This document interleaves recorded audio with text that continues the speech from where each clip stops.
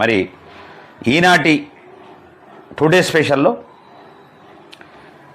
ప్రతి సవాలు నీ వ్యక్తిత్వాన్ని మలుస్తుంది. ప్రతి ఎదురు దెబ్బ నీ విజయానికి పునాది అవుతుంది. అడుగడుగున పరీక్షలు ఎదురైనా నీవు నిజాయితీపై నిలబడగలిగితేనే నిజమైన నాయకత్వం వెలుగులోకి వస్తుంది. ఆత్మవిశ్వాసం నిన్ను నిలబెడుతుంది, ఆత్మ పరిశీలన నిన్ను మారుస్తుంది.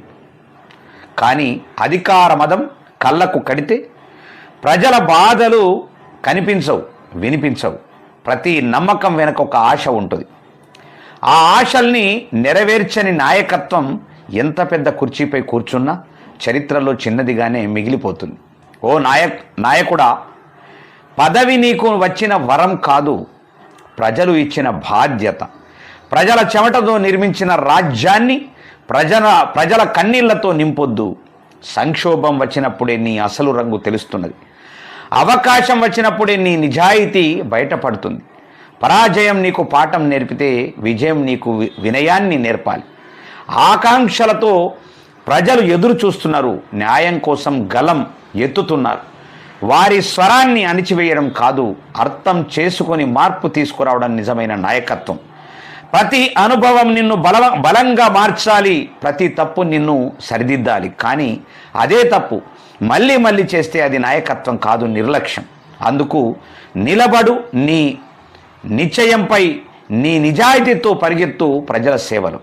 అప్పుడు మాత్రమే నాయకుడిగా నిలిచి ప్రజల మనస్సుల్లో చరిత్రలో నిలబడతావు అని ఎస్బిఎన్ చారి సంపాదకులు చాలా అద్భుతంగా రాశాడు. వాస్తవానికి ఇది 100కి అక్షరాల నిజం, 100కి 1000% అక్షరాల నిజం. ప్రజలిచ్చేటటువంటి ఒక బాధ్యతను, ప్రజల చెమటతో నిర్మించినటువంటి రాజ్యాన్ని ప్రజల కన్నీళ్లతో నింపొద్దు అనేటటువంటిది ఒక పెద్ద అద్భుతమైనటువంటి మాట. ఈ రాజకీయ నాయకులంతా చేసేదంతా గిదే, మనుషులు మానవులు కూడా చేస్తున్నది కూడా గిదే. రాజకీయ నాయకులే కాదు, మానవుడు కూడా అట్లా అలవాటు చేసుకుంటా ఉన్నాడు. రాజకీయ నాయకుడు అంటేనే ఎవ్వరికీ కూడా సదాభిప్రాయం లేదు, మంచి అభిప్రాయము రాజకీయ నాయకుడి మీద లేదు. ప్రతి ఒక్కడు రాజకీయ నాయకుడు అనగానే తిట్టేటటువంటి పరిస్థితి ఇవాళ దాపురించిందంటే దాని అర్థం ఏంది చెప్పండి ఒక్కసారి. ఎంత దారుణంగా ఉన్నది పరిస్థితి.